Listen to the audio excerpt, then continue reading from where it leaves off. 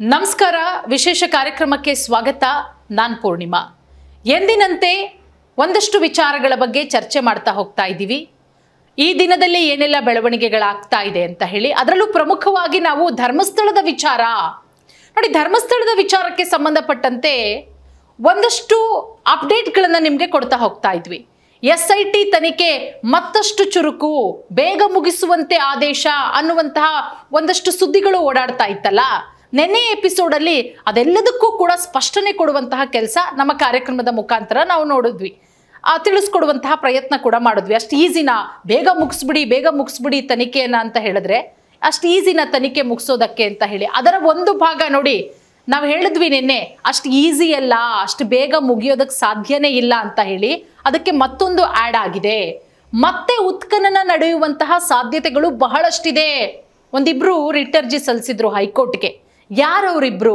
ಅವ್ರಿಗೂ ಈ ಸೌಜನ್ಯ ಪ್ರಕರಣಕ್ಕೂ ಏನ್ ಸಂಬಂಧ, ಏನ್ ಕತೆ, ಎಲ್ಲದರ ಬಗ್ಗೆ ಡಿಸ್ಕಸ್ ಮಾಡ್ತಾ ಹೋಗೋಣ. ಎಂದಿನಂತೆ ನನ್ನ ಜೊತೆ ಇದ್ದಾರೆ ನಾಡಿನ ಹಿರಿಯ ಖ್ಯಾತ ಪತ್ರಕರ್ತರಾದಂತಹ ಶಶಿಧರ್ ಭಟ್ ಸರ್ ಅವರು. ಅವ್ರನ್ನ ಕಾರ್ಯಕ್ರಮಕ್ಕೆ ಸ್ವಾಗತ ಮಾಡೋಣ.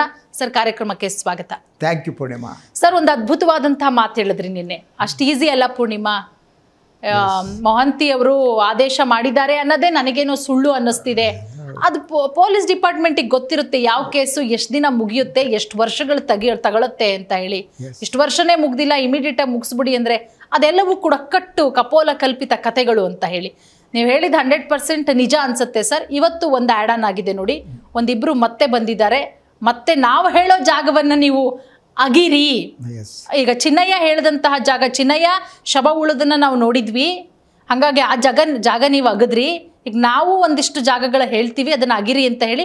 ಅವ್ರು ಹಿಂದೆನೇ SITಗೆ ಒಂದಷ್ಟು ಪತ್ರಗಳನ್ನ ಬರೆದಿದ್ರು ಅನ್ಸುತ್ತೆ. SIT ಅದ್ರ ಬಗ್ಗೆ ಗಮನ ಕೊಟ್ಟಿರ್ಲಿಲ್ಲ. ಅದಾದ್ಮೇಲೆ ಹೈಕೋರ್ಟ್ಗೆ ಹೋಗ್ತಾರೆ. ಈಗ ಹೈಕೋರ್ಟ್ ಅದೇನ್ ನೋಡ್ರಿ ಅಂತ ಹೇಳಿ ಸೂಚಿಸಿರೋದು. ಸೊ ಈ ವಿಚಾರ ಈಗ ಮತ್ತೊಂದಿಷ್ಟು, ನಾನು ಆಗ್ಲೇ ಹೇಳಿದೆ, ಯಾರ್ಯಾರು ಹುಟ್ಕೊಳ್ತಾರೋ, ಯಾರ್ಯಾರು ಹೊಸ ಪಾತ್ರಧಾರಿಗಳ ಎಂಟ್ರಿ ಆಗುತ್ತೋ ಗೊತ್ತಿಲ್ಲ ಅಂತ ಹೇಳಿ. ಈಗ ಇಬ್ರದ್ದು ಎಂಟ್ರಿ ಆಗಿದೆ ಸರ್. ಈ ವಿಚಾರಕ್ಕೆ ಏನ್ ಹೇಳ್ತೀರಾ? ಇಡೀ ಈ ಘಟನೆ ಏನಿದೆ, ಹೆಣಹೂತ ಪ್ರಕರಣ, ನನಗೆ ಶಿವಪುರಾಣದಲ್ಲಿರುವ ಒಂದು ಕಥೆ ನೆನಪಾಗುತ್ತೆ. ಅದು ಬ್ರಹ್ಮ ಕಪಾಲ.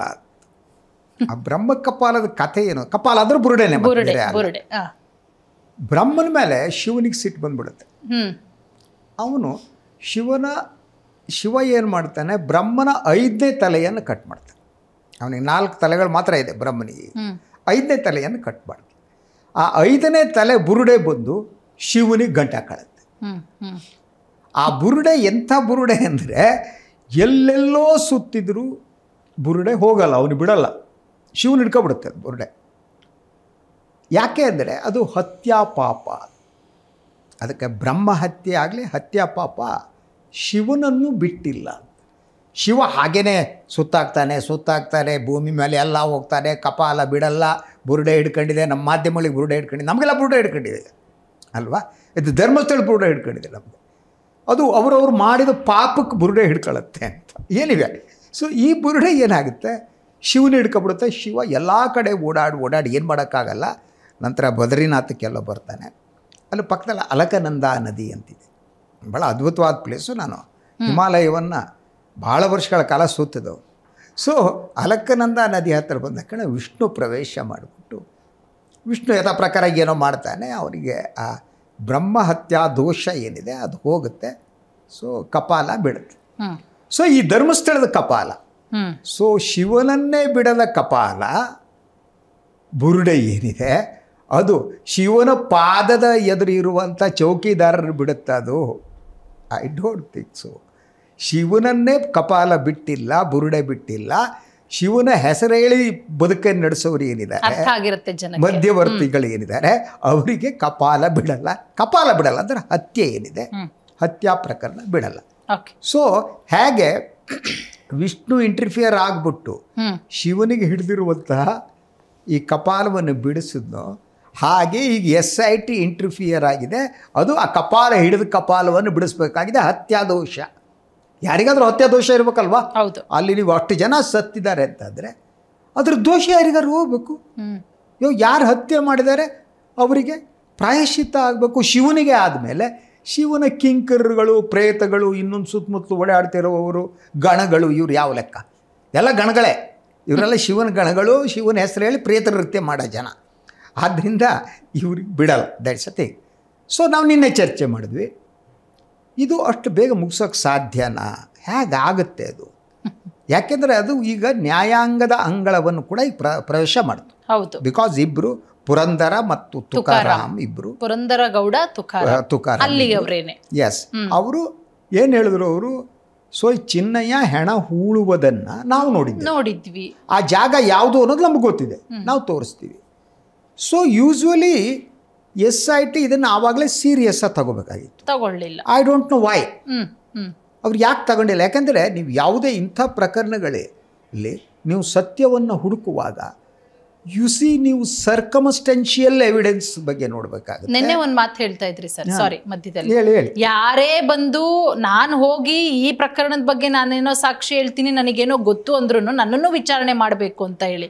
ಬಟ್ ನೀವು ಹೇಳಿದ್ ಕರೆಕ್ಟ್. ಯಾಕೆ SIT ಅವರಿಬ್ಬರನ್ನ ಅಲ್ವಾ? ಸೊ ಇವಾಗಲೇ ಅವ್ರು ಕರೆದು ಕೇಳಬೇಕಾಗಿತ್ತು. ಯಾಕೆಂದರೆ ನೀವು ಒಂದು ಪ್ರಕರಣದ ತನಿಖೆ ಮಾಡುವಾಗ ನೇರವಾದ ಎವಿಡೆನ್ಸ್ಗಳಿರ್ತವೆ, ಸರ್ಕಮ್ಸ್ಟೆನ್ಷಿಯಲ್ ಎವಿಡೆನ್ಸ್ಗಳಿರ್ತವೆ, ಸೊ ಎಲ್ಲೋ ಕ್ಲೂಗಳಿರ್ತವೆ. ತನಿಖೆ ಮಾಡೋ ರೀತಿ ಅದು. ಸೊ ನಮ್ಮ ಕ್ರಿಮಿನಲ್ ಜುರಿಸ್ಪ್ರುಡೆನ್ಸ್ ಏನಿರುತ್ತೆ ಅದರ ಪ್ರಕಾರ ನೀವು ಯಾವುದೂ ನೆಗ್ಲೆಕ್ಟ್ ಮಾಡೋ ಹಾಗಿಲ್ಲ. ಆದರೆ SIT ಅದನ್ನು ಯಾಕೆ ನೆಗ್ಲೆಕ್ಟ್ ಮಾಡ್ತು ಅನ್ನೋದು ಕುತೂಹಲಕರವಾದ್ದು. ಆದರೆ ಅವರಿಬ್ಬರು ನ್ಯಾಯಾಲಯದ ಮೆಟ್ಟಿಲು ಏರಿದ್ರು ಅಂದರೆ they are so much confident ಅಲ್ವಾ? ಎಷ್ಟು ಇಡೀ ಪ್ರಕರಣದಲ್ಲಿರುವ ಚಿನ್ನಯ್ಯನೂ ತುಂಬ ಕಾನ್ಫಿಡೆಂಟ್ ಆಗಿದ್ದ. ನಂತರ ಏನಾಯಿತು ಅನ್ನೋದು ಇನ್ನೂ ನಿಗೂಢವಾಗಿದೆ. ಮೊದಲಿಂದ ಅವನ ಬಾಡಿ ಲ್ಯಾಂಗ್ವೇಜ್ ಆಗಲಿ, ಅವನು ಹೇಳೋದಾಗಲಿ, ಅವನು ಸುಳ್ಳು ಹೇಳ್ತಿದ್ದಾನೆ ಅಂತ ಅನಿಸ್ತಾನೆ ಇರಲಿಲ್ಲ. ಬಟ್ ಲೇಟರ್ ಸ್ಟೇಜ್ನಲ್ಲಿ ಅವನು ಸ್ವಲ್ಪ ಮಟ್ಟಿಗೆ ಬದಲಾದ್ನ ಏನಾದ್ನ ಅನ್ನೋದು. ಅದರಂತೆ ನಂತರ ಬಂದವರು ಕೂಡ ಕಾನ್ಫಿಡೆಂಟ್ ಆಗಿದ್ದರು. ಸೊ ವಿಠಲ್ ಗೌಡರು ತುಂಬ ಕಾನ್ಫಿಡೆಂಟ್ ಆಗಿದ್ದರು ಅಲ್ವಾ? So Jayant also confident. ನಾವು ಈ ಇಬ್ಬರು ಕಾನ್ಫಿಡೆಂಟ್ ಆಗಿದ್ದಾರೆ. ಸೊ ಅವರೀಗ ಹೈಕೋರ್ಟಿಗೆ ಹೋಗಿದ್ದಾರೆ. ಹೈಕೋರ್ಟ್ ಸೂಚನೆ ಕೊಟ್ಟಿದೆ. ಇದಾದಮೇಲೆ ಮುಂದಿನ ಪ್ರಶ್ನೆ ಏನು? ಮುಂದಿನ ಪ್ರಶ್ನೆ ಯಾವುದು? ಮತ್ತೆ ಆಗಿತ್ತಾರ ದಟ್ ಉತ್ಖನನ ಮತ್ತೆ ಮಾಡ್ತಾರ, ಹೇಳಿದ್ರೆ ಮಾಡ್ತಾರ. ಈಗ ಮೊದಲಿಗಿಂತ ನೀವು ಉತ್ಖನನ ಮಾಡಬೇಕಾದ ಒತ್ತಡ SITಗೂ ಜಾಸ್ತಿ ಆಗಿದೆ. ಯಾಕೆಂದರೆ ಮೊದಲ ಚಿನ್ನಯ್ಯ ಹೇಳಿದಾಗ ಬೇರೆ ಬೇರೆ ಜಾಗಗಳಲ್ಲಿ ಹೇಳ್ತಾ ಹೋಗಿದ್ದ. ಈಗ ಇಡೀ ಪ್ರಕರಣ ಬಂಗಲೆಗುಡ್ಡದ ಸುತ್ತ ತಿರುಗ್ತಾ ಇದೆ. It has come to full ಬಂಗಲೆಗುಡ್ಡ ಸುತ್ತ ಹೋದಿದೆ. ಸೊ ಅಲ್ಲಿಯ ಇನ್ಫಾರ್ಮೇಷನ್ ಪ್ರಕಾರ ಈಗ ಬಂಗ್ಲೆಗುಡ್ಡ ಏನಿದೆ ಆ ಸುತ್ತಮುತ್ತ ಪ್ರದೇಶದಲ್ಲೂ ಕೂಡ ಸೆಕ್ಯೂರಿಟಿ ಅಲ್ಲಿ ಹಾಕಲಾಗಿದೆ. ಸೊ ಸೆಕ್ಯೂರಿಟಿ ಬೀಫ್ ಅಪ್ ಮಾಡಲಾಗಿದೆ ಅಂತ. ಅಂದರೆ ಅದು ಅಲ್ಲಿ ಉತ್ಖನನ ನಡೆಸುವ ಸಾಧ್ಯತೆಯನ್ನು ಇನ್ನಷ್ಟು ಹೆಚ್ಚಿಸಿದೆ. ಸೊ ಒಂದು ನ್ಯಾಯಾಲಯದ ಸೂಚನೆಯ ಮೇರೆಗೆ ಉತ್ಖನನ ನಡೆಯುತ್ತಾ ಅಥವಾ SIT ಅದಕ್ಕೂ ಮೊದಲು ತಾನಾಗಿಯೇ ಉತ್ಖನನ ಮಾಡುವ ತೀರ್ಮಾನ ಕೈಗೊಳ್ಳುತ್ತಾ ಅನ್ನುವ ಪ್ರಶ್ನೆ ಇದೆ. ಸೊ ಈಗ 7-8 ಅಸ್ಥಿಪಂಜರ ಹಾಗೂ ಅದರ ಇದು ಸಿಕ್ಕಿದ ಮೇಲೆ ಸೊ SIT ಅನಿವಾರ್ಯತೆ ಏನಿದೆ ಉತ್ಖನನ ಮಾಡಬೇಕಾದ್ದು, ಆ ಅನಿವಾರ್ಯತೆ ಹೆಚ್ಚಾಗಿದೆ. ಆ ದಿಸೆಯಲ್ಲಿ most ಪ್ರೊಬೆಬಲಿ SIT will take the decision. So ಈ ಉತ್ಖನನ ತಗೊಂಡ್ರು ಈ ಪ್ರಕರಣದ ತನಿಖೆ ಏನಿದೆಯಲ್ಲ ಇಟ್ ವಿಲ್ ಬಿ ಡಿಲೇಡ್. ಬೇರೆ ಉತ್ಖನನ ಅಲ್ವೇ ಅಲ್ಲ, ಅದು ಬೇರೆ ಬೇರೆ ಆ್ಯಂಗಲ್ಗಳಲ್ಲಿ ಅವರು ಮಾಡಬೇಕಾಗಿದೆ. ಈಗಾಗಲೇ ಗ್ರಾಮ ಪಂಚಾಯತಿ ಏನಿದೆ ಅದರ ದಾಖಲೆಗಳನ್ನೆಲ್ಲ ತಗೊಂಡಿದ್ದಾರೆ SIT ಅವರು. ಈ ಅನ್ಐಡೆಂಟಿಫೈಡ್ ಈ ಶವಗಳೇನಿವೆ ಅದಕ್ಕೆ ಸಂಬಂಧಪಟ್ಟಾಗಿ. ಸೊ ಅದನ್ನು ತನಿಖೆ ಮಾಡಬೇಕು. It's not so easy. ಅವ್ರನ್ನ ಗ್ರಾಮ ಪಂಚಾಯತಿ ಅಧ್ಯಕ್ಷನೆಲ್ಲ ಮಾಡಬೇಕು, ಇನ್ನೊಂದು ಮಾಡಬೇಕು. ಸೊ ಅಲ್ಲಿಯ ಕೆಲವರು ಮಾಜಿ ಗ್ರಾಮ ಪಂಚಾಯತಿ ಸದಸ್ಯರು ನನಗೆ ಹೇಳಿದ ಪ್ರಕಾರ ಅದರಲ್ಲಿ ನಿಗೂಢತೆ ಇದೆ. ಬಂಗ್ಲೆಗುಡ್ಡ ಅಲ್ಲ, ಅಲ್ಲಿ ಏನು ಅವರದ್ದು ದಾಖಲೆಗಳಿವೆ, ಎಲ್ಲಿ ಗ್ರಾಮ ಪಂಚಾಯತಿಲಿರುವ ದಾಖಲೆ ಇದೆಯಲ್ಲ ಆ ದಾಖಲೆಗಳ ಬಗ್ಗೆನೇ ಅಲ್ಲಿಯ ಮಾಜಿ ಗ್ರಾಮ ಪಂಚಾಯತಿ ಸದಸ್ಯರು ನನ್ನ ಜೊತೆಗೆ ಮಾತಾಡ್ತಾನೆ. ಅವರು ಕೆಲವು ಸಂಶಯಗಳನ್ನ ವ್ಯಕ್ತಪಡಿಸಿದ್ದಾರೆ. ಈಗ SIT ಆ ದಿಸೆಯಲ್ಲಿ ತನಿಖೆ ಮಾಡಬೇಕು. ಒಂದು ಈ ಅನ್ಐಡೆಂಟಿಫೈಡ್ ಆದ ನೀವು ಗುರುತಿಸಲಾಗದ ಶವ ಅನ್ನುವ ತೀರ್ಮಾನಕ್ಕೆ ಹೇಗೆ ಬರಲಾಯಿತು, SIT ಹೇಗೆ ಆ ತೀರ್ಮಾನಕ್ಕೆ ಬಂತು. ಈಗ 400 ಚಿಲ್ಲರೆ ಇವನ್ನದು ಉಗ್ರಪ್ಪ ಸಮಿತಿಯ ವರದಿಯಲ್ಲೂ ಅದು ಇದೆ. ಸೊ ಅದನ್ನು ಈಗ ತನಿಖೆ ಮಾಡಬೇಕಾಗಿದೆ. ಅನ್ಐಡೆಂಟಿಫೈಡ್ ಶವಗಳು ಏನಿವೆ ಅದಾದರೆ ಏನು, ಎಲ್ಲಿ ಗ್ರಾಮ ಪಂಚಾಯತ್ ಹೇಳಬೇಕು, ಎಲ್ಲಿ ಉಗಿದ್ರು, ಅವರ ಸುಪರ್ದಿಯಲ್ಲಿ ನಿಲ್ಲೋದು. ಈಗ ಅದಾರು ಪತ್ತೆ ಆಗಬೇಕು. ಗ್ರಾಮ ಪಂಚಾಯತ್ ಹೇಳಬೇಕು, ಹೌದು ನಮ್ಮ ಸುಪರ್ದಿಯಲ್ಲಿ ನಾವು ಇಂಥವ್ರ ಥರ ಚಿನ್ನಯ್ಯನೇ ಅನ್ನಿ. ಚೆನ್ನೈನ ಬೊಮ್ಮಯ್ಯನ ಹನುಮಂತಯ್ಯನ ಯಾವರ ಒಬ್ಬರು ಮಾಡಿದ್ದಾನೆ ಅದು ಕೆಲಸ, ಹೂಳುವ ಕೆಲಸವನ್ನು. ಈಗ ಅಲ್ಲಿ ಹೂಳಿರುವ ಏನು ಗ್ರಾಮ ಪಂಚಾಯತ್ ಹೇಳುತ್ತೆ ಅದನ್ನು ಉತ್ಖನನ ಮಾಡಲೇಬೇಕೋ ಬೇಡವಾ? ನೀವೊಂದು ಲಾಜಿಕಲ್ ಆದ ಎಂಡಿಗೆ ಹೋಗಬೇಕು ಅಂದರೆ ಅದನ್ನು ಉತ್ಖನನ ಮಾಡಬೇಕು. ಈ 400 ಚಿಲ್ಲರೆ ಹೆಣಗಳನ್ನು ಅನ್ಐಡೆಂಟಿಫೈಡ್ ಅಂತ ಹೋಗ್ತಿದ್ದೆ ಅಲ್ಲಿ, ಅದನ್ನು ತೆಗೆದುಬಿಟ್ಟು ನೀವು ಅದರ DNA ಸಂಗ್ರಹಿಸಬೇಕು.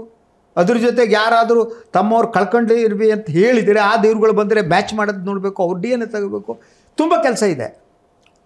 ಇದು ತಕ್ಷಣ ಮುಗಿಯುವ ಕೆಲಸ ಅಲ್ಲ. ಈಗಿರುವ ಪ್ರಶ್ನೆ ಭಾಳ ಮುಖ್ಯವಾಗಿ ಉತ್ಖನನದ ಪ್ರಶ್ನೆ ಆಗುತ್ತಾ ಸರ್? ಹಂಗಾರೆ ಈಗ SITಗೆ ನೋಟಿಸ್ ಕೊಟ್ಟಿರೋದ್ರಿಂದ ಹೈಕೋರ್ಟಿಂದ ಅದಕ್ಕೀಗ SIT ಉತ್ತರ ಕೊಡಬೇಕು. ಇನ್ನೊಂದು 2-3 ದಿನದಲ್ಲಿ ಉತ್ತರ ಕೊಡ್ತಾರೆ.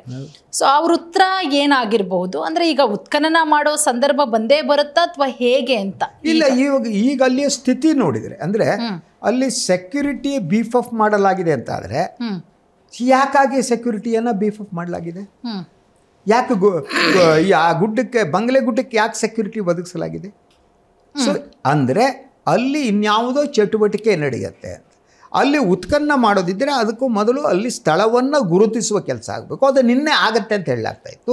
ಇವತ್ತು ನನಗೆ ಗೊತ್ತಿಲ್ಲ, ಏನಾದರೂ ನಿನ್ನೆ SIT ಅವರು ಭಾನುವಾರ ಯೂಶ್ವಲಿ ರಜಾ ತಗೊಂಡಿದ್ರು, ಸೋಮವಾರ ಹೋಗ್ಬಿಟ್ಟು ಅಲ್ಲಿ ಆ ಸ್ಥಳ ಗುರುತಿಸುವ ಕೆಲಸವನ್ನು ಮಾಡಿದ್ರೆ ಆ ಮಾಹಿತಿ ಇನ್ನೂ ಹೊರಗಡೆ ಬಂದಿಲ್ಲ.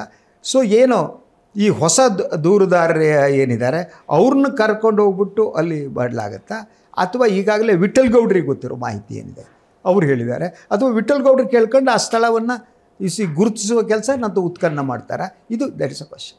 ಎಕ್ಸಾಕ್ಟ್ ಆಗಿ ನೋಡೋಣ ಸರ್. ಈಗ ಇನ್ನೊಂದು 2-3 ದಿನದಲ್ಲಿ SIT ಉತ್ತರ ಕೊಡಲೇಬೇಕು. ಹೈಕೋರ್ಟ್ ಕೊಟ್ಟಿರುವಂಥ ಇದಕ್ಕೆ ನೋಟಿಸ್ಗೆ SIT ಉತ್ತರ ಏನಿರುತ್ತೆ ಮತ್ತೆ ಉತ್ಖನನ ಆಗತ್ತಾ ಅದು ಇನ್ನೊಂದು 2 ದಿನದಲ್ಲಿ ಗೊತ್ತಾಗುತ್ತೆ.